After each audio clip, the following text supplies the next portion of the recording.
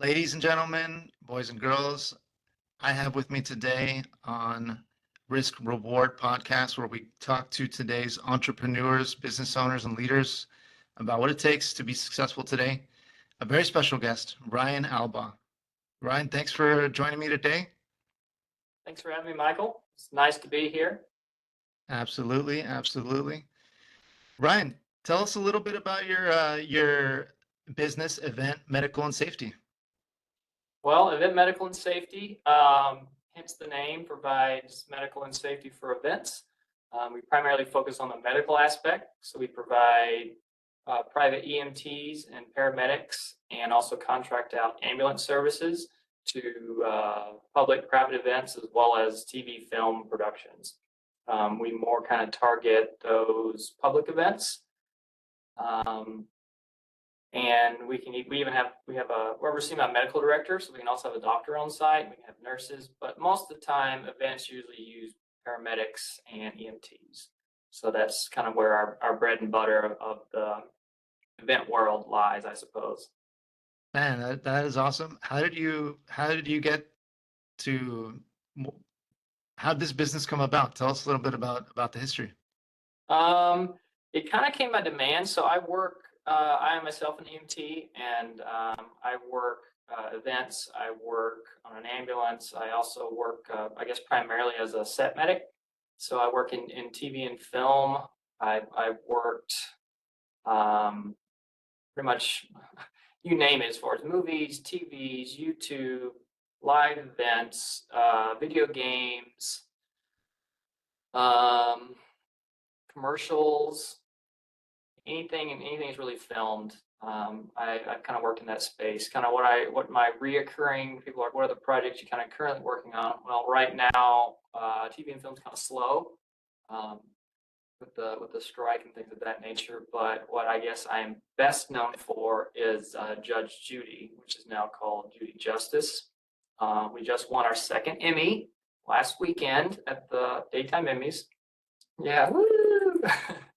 um, so I'm the set medic on Judy Justice, owned by Judge Judy. She owns several different shows, and I'm the medic for all of her shows. There's another show called Tribunal. It's another judge show, and there's a couple more that aren't out yet, so can't reveal that just yet. But that's kind of what my go-to show is right now. I also pick up other things with commercials. For that, I worked on the movie called 80 for Brady, where I was the department head over health and safety, which covered mainly COVID testing, which brings me to kind of where this company got formed. I was working with, it's FEMA slash the state of California slash LA County. I mean, it kind of branches down, but the public COVID testing sites, right when they started doing public, those drive-through testing sites, they found me on LinkedIn and asked me to help them get their first one started. Kind of that disaster response experience being applied there. They apparently thought I did a good job and put me over my own site in Van Nuys for a period of time. And then production work started ramping back up. And so I got back into working productions. And what would happen is some of these actors, producers, directors, they'd say, "Hey, we're gonna have a private party. Do you know a medic or EMT that could work this party for us?" And a lot of times I'd be asking me if I can do it. And I was like, "Well, I'm already booked, but I know somebody." So after about the 10th time of people kind of asking me that, I was like, "Well, why don't I just build a system and a business so that way I can just say that, yeah, we'll send you somebody." And then I have all the paperwork is together. It's protected with insurance. We have a medical director. It's all kind of there. That if you get one of our member of our team, it's going to be a solid quality medical team. So that's kind of That's awesome. medium length version of how it started. It just You continued to just grow. you saw some demand in the market that wasn't being filled, and you stepped in. Yeah, it's by demand. That's kind of how both my businesses have been formed. Is just people have kept asking me for it and asking me for it, and then it got more than I could individually handle, so I had to expand at that point. Awesome, awesome, man. That's truly an amazing story with having the whole pandemic thing going on, and kind of reinventing yourself. You're just by your own admission, you were a EMT technician, and now look at you, you got a business. So that's awesome. That's awesome. So Ryan, it looks like from an event standpoint, you've done some pretty big names, including Spartan Race and Bonnaroo, which is I've heard of Bonnaroo, very world famous music festival. Yeah. Tell us what else have you done lately? So some of the more recent events that we have, we provide medical for the LA Opera. They do a broadcast, 2 locations of the opera that's going on at the time. One's in Santa Monica on the pier, and then one kind of changes locations. So we provide the medical for their offsite locations. We also provide the medical for US Sumo Open. We provide medical Sumo, for like sumo wrestling? sumo wrestling, the United States sumo competition. We get the most random things um, that we provide medical for. A lot of the big name companies, because I can't specifically say who they are, but if you pick a big name that has a corporate event, it's usually in LA, and we provide the medical for a lot of those. So that's where they're going to have their CEOs and a lot of their offsite staff all come in for 3 to 5 days with kind of a conference. So we are the on-site medical for those. A lot of kids events, so kids sporting events, 5K races, sports games, a lot of things of that nature. There's a lot of kids events, so a lot of medical is needed for those. It's honestly truly it can go on and on, but it's a very wide range of different type of events that we provide for. Very cool. Yeah, and how we got connected, I was looking up event medicals. I literally typed in event medical services on Google. You came up, and I just said, I gotta talk to this guy. I was on your website. For those folks who haven't gotten a chance to check out his website, it is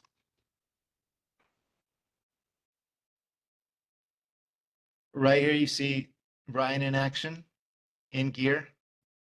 It is eventmedicalandsafety.com. Yeah, all spelt out. It's a common question we get. Yeah, we do events from big corporate things. We've done weddings.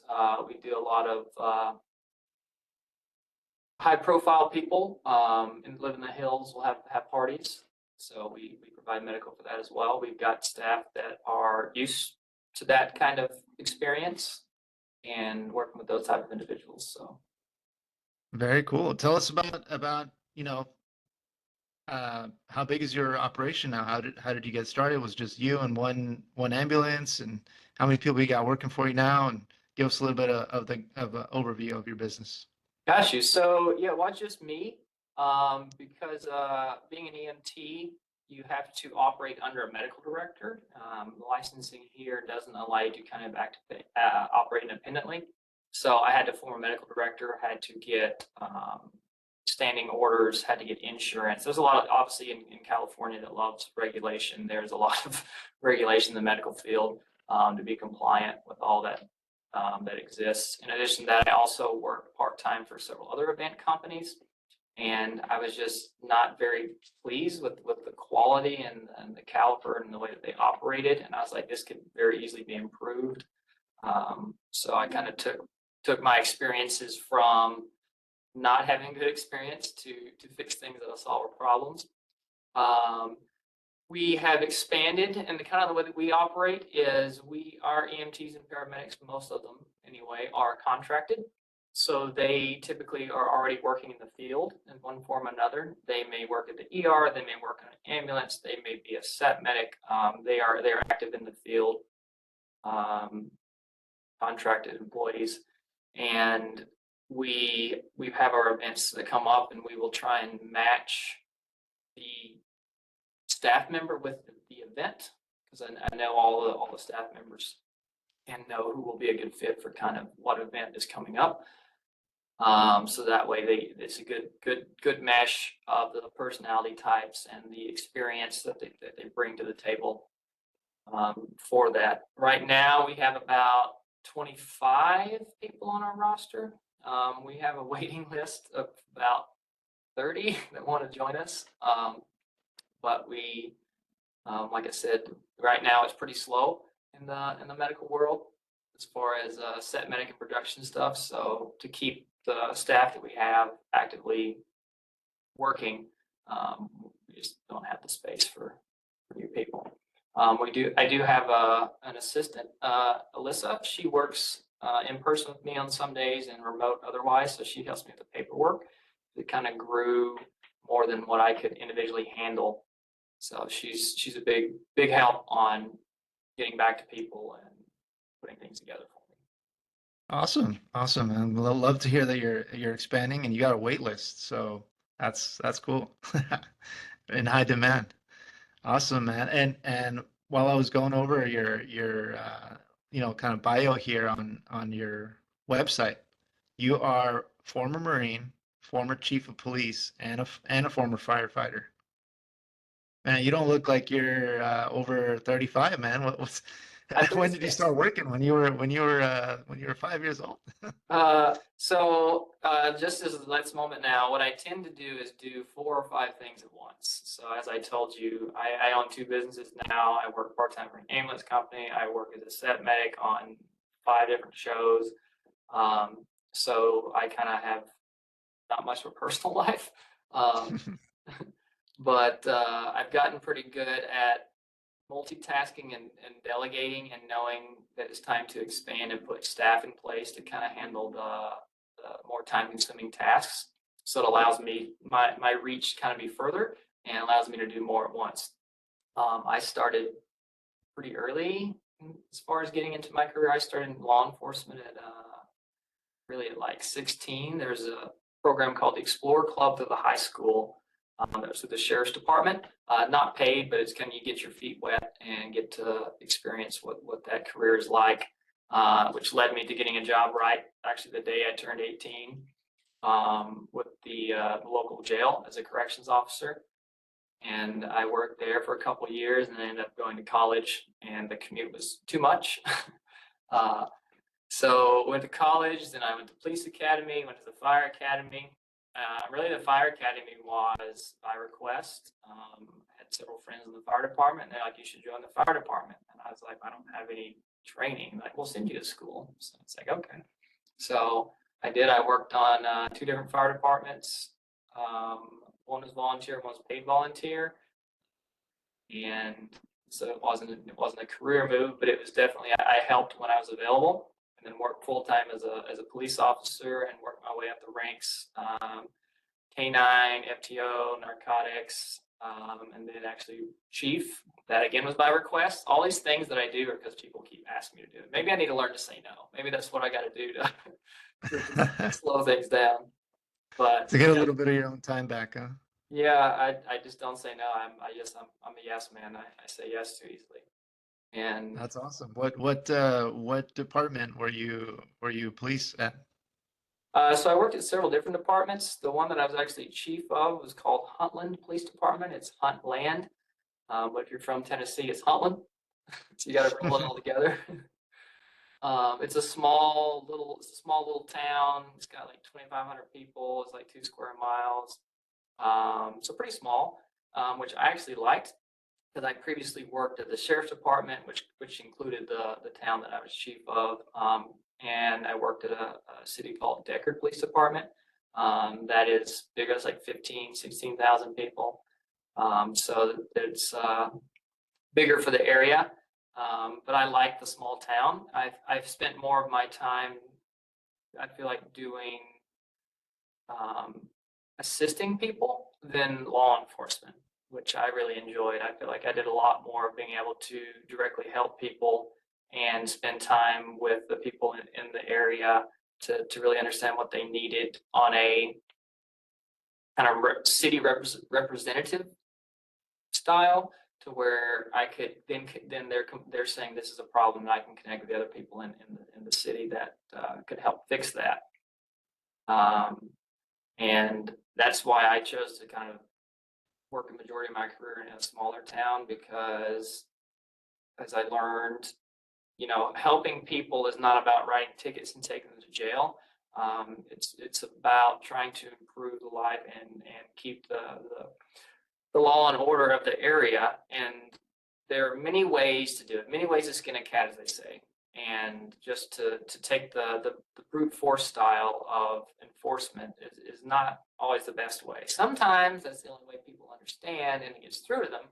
But if you can have a conversation with people and you can set up other methods of getting the same goal accomplished, that's what I found to be more effective. And people tend to appreciate that more versus the heavy-handed approach.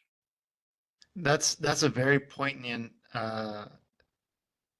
point that you're making. In the whole wake of George Floyd and protesting and a lot of the civil unrest that we had a couple years ago, it really put the spotlight on police activities and enforcement, and a lot of the things that you're talking about now.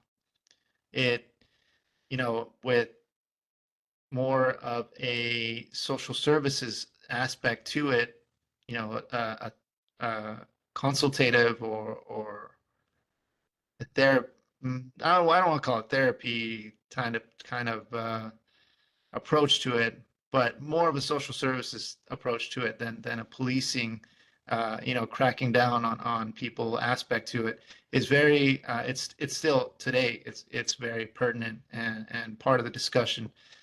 So that's amazing, man. So that's really cool. And then tell us about, it seems like you have a lot of experience going back from your two tours in Afghanistan with canine training.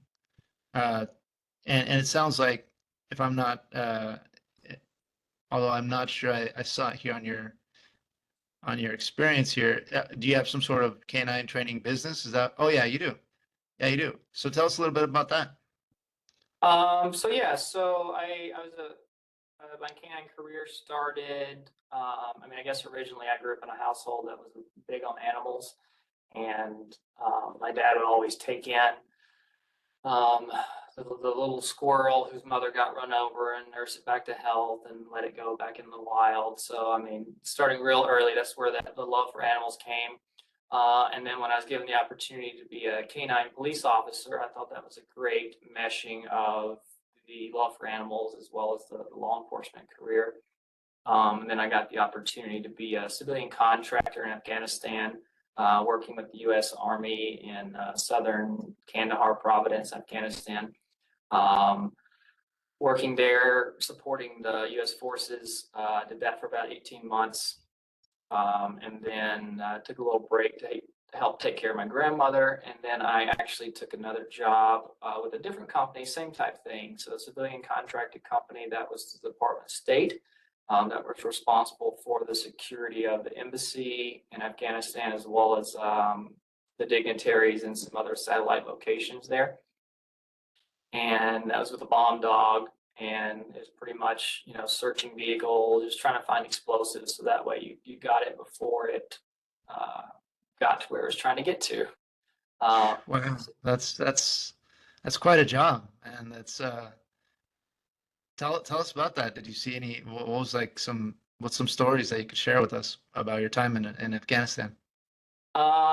Unique experience. The both of those times were different. The first one was I would say more rural area. It was more active, a lot more firefights, a lot more explosions, kind of more what you'd imagine a war scene might look like. Where we were at was fortunately probably about a mile outside of where a lot of the action was going on. So we most of the time directly were not involved in it, but we could see it across the desert because some of the fobs to our left and right were always getting attacked. We had the advantage of being kind of in the middle of the desert, so anyone coming to get us, we could see a mile before they got to us. And the second time was going to be actually in the city of Kabul or Kabul, and that was much more urban. So a different setting, still was lively, but it was less kind of a war zone type experience and more of they would come and attack and blow up our ECPs, which are the entry control points, the gates. And they would, not as many rockets and that type of thing. It could have just been specifically when I was there, but that was kind of my personal experience. Is it was more kind of a direct head-on. They're trying to attack to the gates type of approach. Um, Wow. wild experience, wild experience. Man, that sounds pretty harrowing, man. That and you're talking about like, handling the bomb dog, and I'm in my head, I'm thinking like, what was that movie where it's about this guy that goes and defuses bombs? Uh, Um, uh, the EOD movie. you know which one I'm talking Yeah, about? what is that one called? A Hurt Locker. Hurt Locker, yes. EOD, Yeah, so I'm the thinking. real EOD hates that movie, but um, I know which movie you're talking about. Yeah, it's not as exciting as glamorous as it sounds. There's a lot of downtime where nothing's going on. But yeah, I appreciate. Well, hey, if you're in a war zone, it's good to have downtime where nothing's going on. Yeah, it's more glamorous than it sounds, but it was a job, and I definitely appreciate the opportunity and appreciate that I was able to make it home because not everybody did. Yeah, no, well, we're glad you definitely made it home, and that's a really interesting experience, which I'm sure has shaped your worldview probably. Uh, it's an experience like that can only profoundly change you. I don't think that we came or you went there and came back as the same person, if that makes any sense. No, it definitely did change me, and I feel like mostly for the better. um, I was pretty young. I was 21, 22, I think, when I first went there. And that's, coming from rural Tennessee, who never really went anywhere outside of rural Tennessee. So it was a very quick crash course on the world, and how things are not, once you leave your little bubble, you realize that you're pretty small and insignificant, and there are lots of many other ways of thinking and the way people live, that are just different than your own. And That is so true. so That is so that's true. that's when I moved to Minneapolis, and people I was trying to find a job, and people asked, and I told them pretty much the story I told you, and then the next thing they would say is, well, I have a dog, and like he always jumps on the furniture. Can you fix that? And in my mind, it's what we worked on in the canine world, especially overseas, was very high level problem solving with dogs. Is why is the dog alerting to the odor here when the actual source is here, or why is the dog not biting, letting go? So a lot of very like high level problem solving, and so a lot of this like I need to teach my dog to sit, I need to teach my dog to lay down. You if you didn't know that when you came there, you would not got the job. So a lot of I'd say basic stuff for me. So I would go and I would tell people, hey, yeah, I can help you out. So I'd go to their house and I'd fix it. And like, well, it's amazing. I'm like, I guess. And so then they would tell their friend, and their friend would say, hey, I heard you help so-and-so. Could you help me too? And I said, sure. And then like the word spread, and I was like, maybe I should charge for this. I was like, because it started to get too busy, and it's like, yeah, I'll charge for it. People won't be interested to do it anymore. So I started charging for it, and it seemed to like make it worse. People were like more interested to do it. And being in Minneapolis, it's cold 6 to 8 months out of the year. So cold that you can't work outside. So I had to get an office. So I was able to rent little tiny 500 square foot space in a building. And then a lot of stuff with dog training, you need more than one person to kind of get the behavior and address the behavior. So I had to bring on people to help me. So I brought on the recommendation through another business friend, now a friend of mine, Milo. He came on, and then it seemed to be it's continued to grow each year after that. Then we needed a bigger office because we were too busy. Then we need more staff because we had too many things going on, and it has continued to compound, kind of year after year. Speaking of which, as we mentioned before it even started, that's what I worked on today. We're doing some boarding. We're moving boarding internally. We have a new office. We're switching to a new platform. We just hired 4 more people. So it's been successful, just by demand. People want it, people like it, and we do a good job. And it's not my words; it's the 5-star reviews people post every week. So like we're still doing a good job, and that's kind of how that business started, and it's still going. And I'm seeing a common theme here. You spot a problem, you fix it, and you start charging for it, and all of a sudden it becomes a business. Yes, yes. In the real world, when you start making a certain amount of money off something you're doing, you got to get taxes involved, and then that involves a whole nother thing. You got to have a business license. And yeah, it quickly goes from something you do on the side to requiring it to be a business. So cautious if you're successful at stuff, on the side, is that to keep Uncle Sam at bay, you got to keep it legal.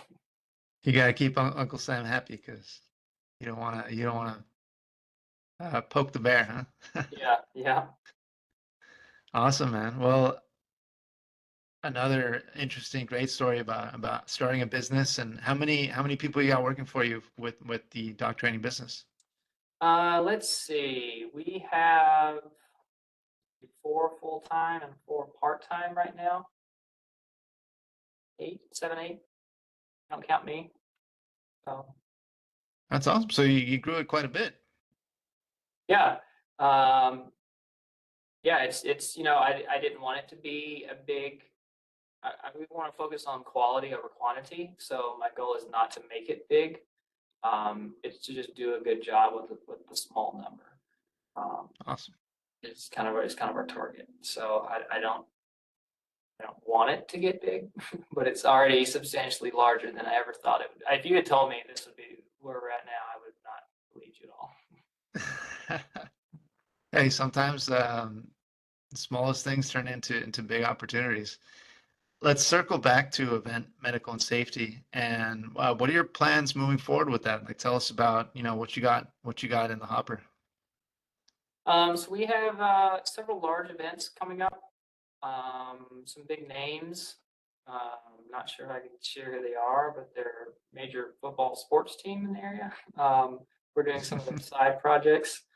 Um, and it's kind of just I'm rolling with it. And that's kind of what I've done is I kind of do what needs to be done, and we don't do any marketing or advertising. Everything we do is kind of word of mouth, unless you just happen to randomly search and find us, I guess, like yourself.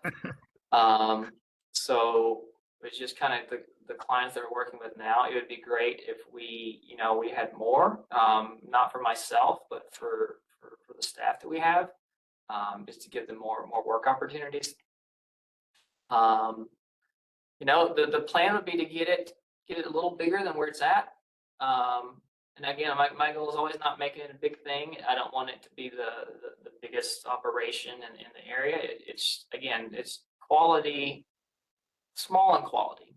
So if we have 5 jobs that we just are just nailing, and it's an excellent, top tier, premium level, quality job, versus if we had 20 events that we cover, that's not what I'm trying to do. There's plenty of other companies and plenty of other places that will do that will cover stuff and say, you check the box, we had a medic there. This is going to be something like, oh, we really loved your medic Ryan. Like, can we please have him back? He was great. He went out of his way. He helped this lady who going outside of what is expected, and for people to be really surprised. I've never heard this before. I never had a medic on for an event before. I didn't know what to expect, and then we kind of set the bar. And then we've had some that, for whatever reason, maybe a different location, use a different company, and they're like, I see the difference in your team, and then just having an ambulance on set. And there's nothing wrong with people that do that, but there's definitely a different skill set from just working on an ambulance to having the customer service aspect and kind of getting out of the rig and talking to the people that are there. Awesome, man. That's I'm spotting another theme here is quality of service. Quality of service is your main goal, and uh, that in itself is going to drive the word of mouth referrals. And whether you like it or not, it's going to mean more business because more people are going to talk about you, and you're going to be in more and more demand. So my hat's off to you, man. That's awesome. Thank you. Yeah, always important. Tell us a little bit about your experiences on the rig, and maybe some folks are not familiar with that, and tell us a little bit. Give us a little perspective of what it's like to be an EMT. Absolutely.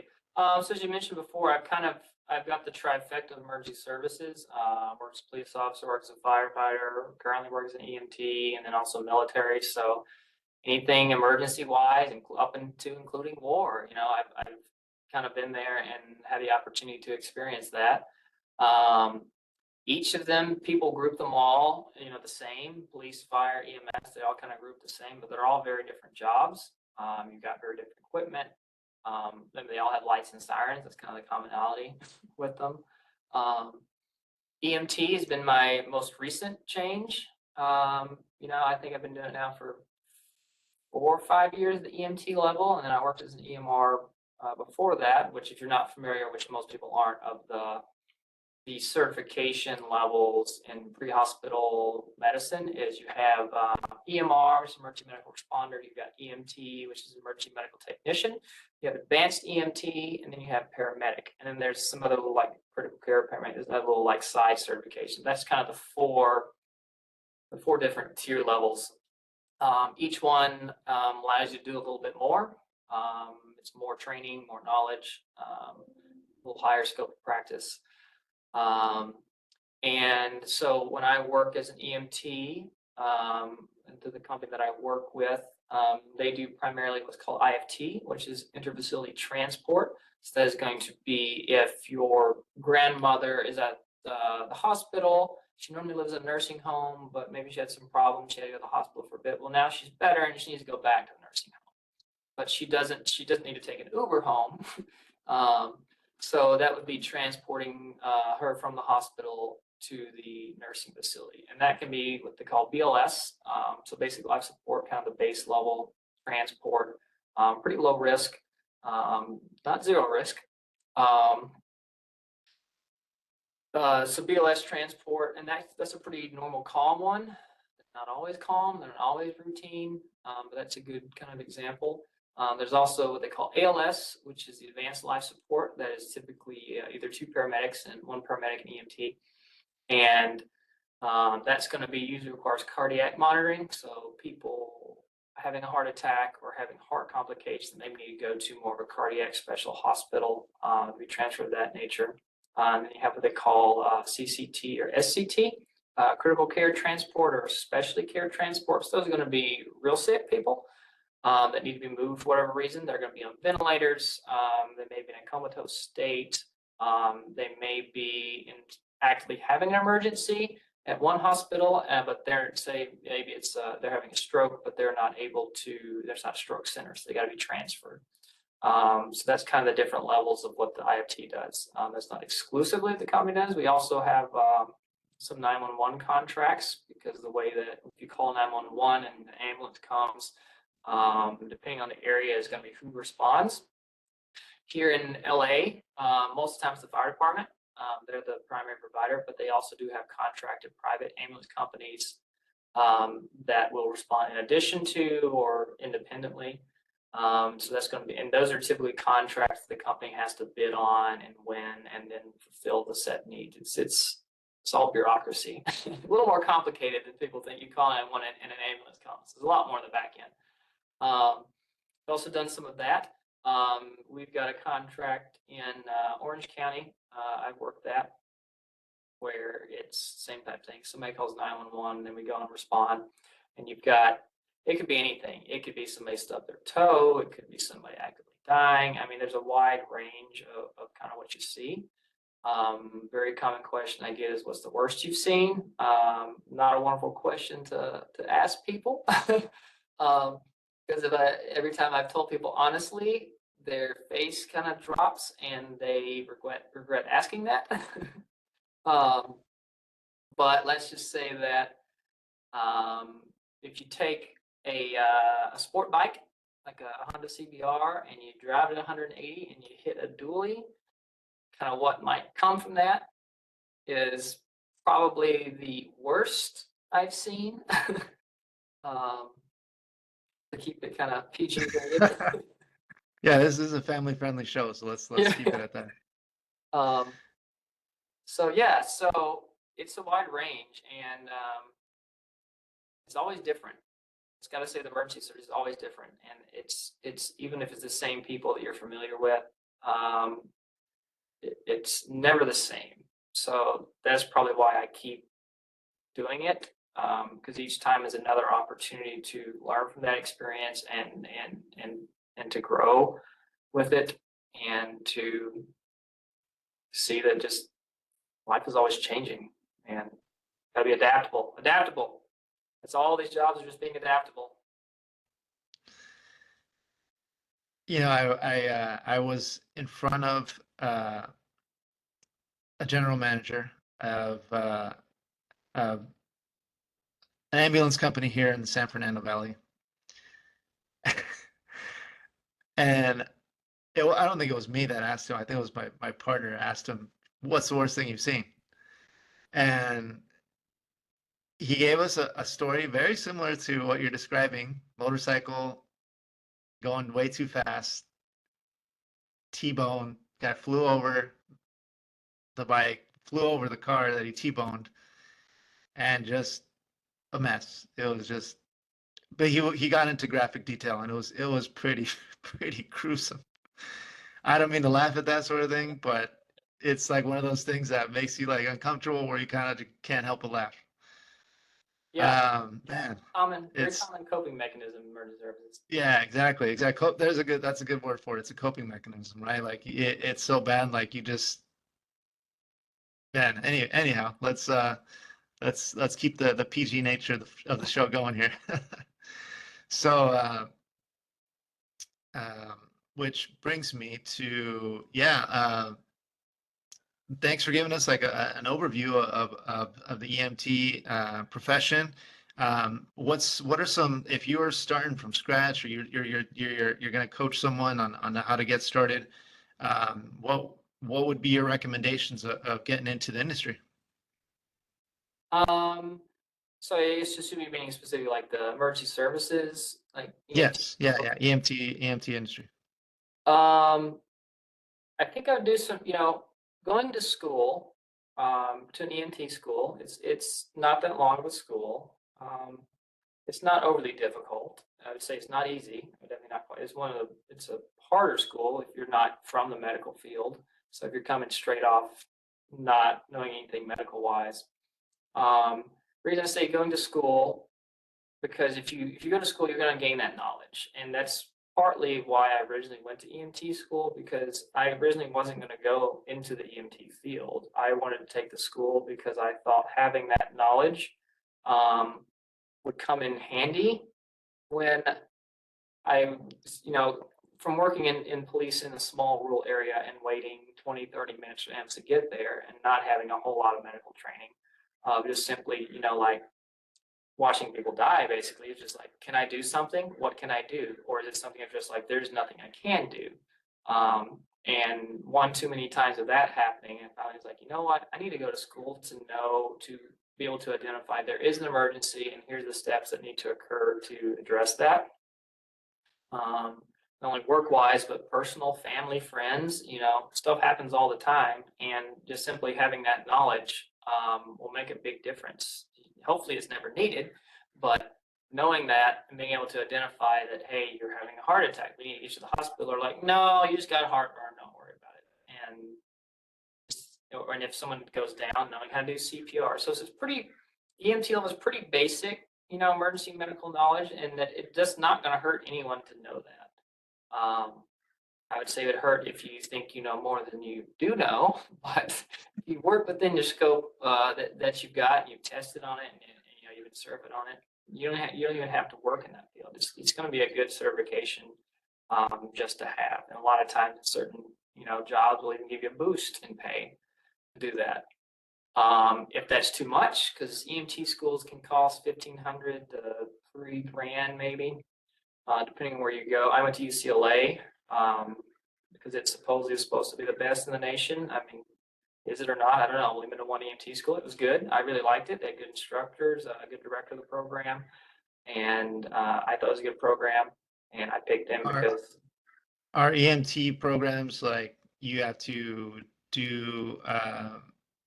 What's the process for getting it? Do you have to do like a test? Do you have to score a certain amount, or tell us a little bit about that? so EMT programs are usually independent. They can be through existing like either associate's programs or bachelor programs. Typically paramedic can be a more of associate program or a bachelor program, but EMT itself can be its own thing that you can just go and take. I just went and took that through UCLA. I didn't take any other credits from them, but it did give me credits, which is why I took it through a college, because it did equate into college credit. To get into the program, it's going to depend on each program and each state and where you live. That's going to be the generic answer for anything in these type of fields. This is always a variable on where you live and what their requirements are. All this stuff is always you look online. That's always the easiest thing to do is look online. Or if you know somebody in your area, EMT or something, you can ask them, what does it take? I looked it up online, as I did personally, and then I called places and I said, hey, this is what I'm trying to do. What do I need to do? And I remember correctly, it's been a while since I had to apply. Gonna be vaccinations. You gotta be up to date on certain required vaccinations that they have. A lot of those standard, what the government requires you if you join the military and things of that nature. There's gonna be set vaccination requirements. A lot of times there is not a test or any type of pre-thing you have to do. I did take the pre-EMT course just because I wanted to be as good as I could in the program and learn as much as I could. And I didn't want to have to cram because it's a lot of information in a short amount of time. So I wanted to really be able to absorb it and get some of those medications, some of those numbers, some of those medical terminology out of the way, just to make it easier so that I can really listen in class and ask questions about things I don't really understand versus I'm spending my time just repetitiously studying medical terms. So that helped me, and that'd be my recommendation because they usually are very dense courses as to physiology, medical terminology, things of that nature. Learn that in advance because everything's going to reference that. How's the job prospects for EMT graduates? Are they just snatched up out of school? Is it a pretty hot are they pretty hot commodities?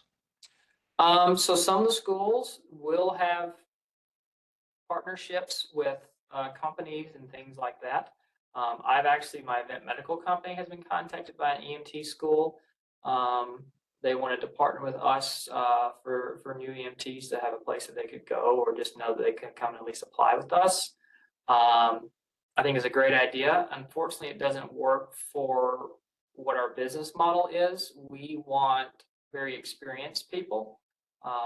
We want people that have had, 5, 8, 10 years experience in a variety of medical fields, as well as, in customer service as well.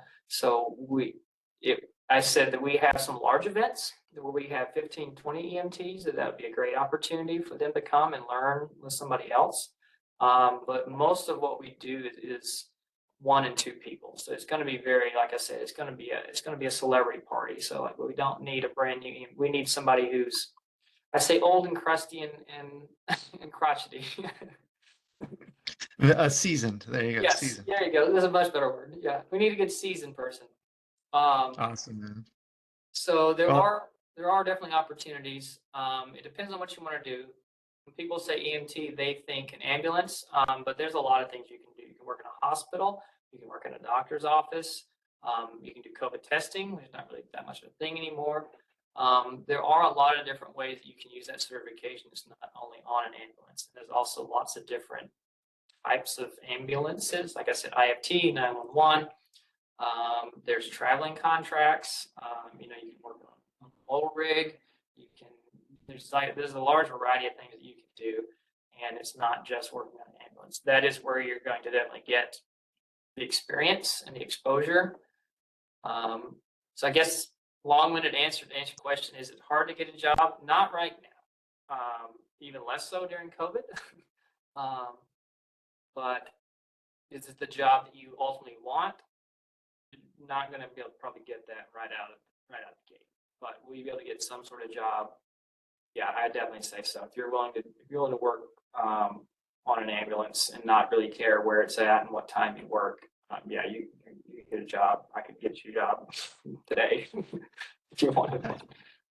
Well, folks, if you're looking for a job on an ambulance, you know where to go. I can refer you to LifeLine's website, but yes, if you say I will work anytime, anywhere, they will call you. All right. Well, hey, as we're landing the plane here, Ryan, what's some key pearls of wisdom you want our younger audience members to come away with here? Great question. You got to be willing to take the risks, and that's something that I feel like I have done a fair amount of. There's a lot of big times in my life that it was a big risk. It's a big chance of something not going well or not working out, and you know, a lot of changes were involved in that. And if I hadn't taken those risks, I would have not experienced the things I've experienced. And sensible risks. Don't be wild, you know, but if you get a good opportunity, like I did with the Afghanistan job, that's a big ask, to ask a 21-year-old to leave his rural town and go find bombs in Afghanistan. 21-year-old me was like, yes, let's do it. And then like sensible me was like, that may not be too safe. So that led me down, you know, a whole nother life path. So that in some alternate reality, I didn't do that. And we probably wouldn't be having this conversation.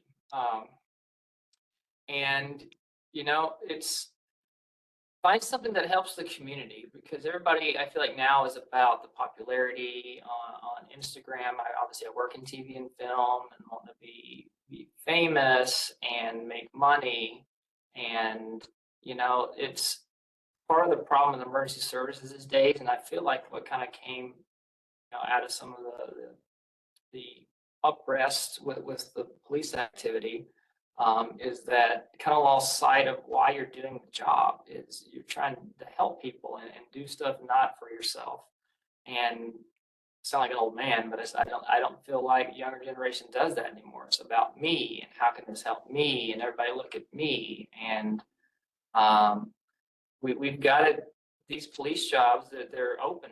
Police work is, you get a job in police work now. When I started, it was near impossible. You had 2 years and beg and plead with people,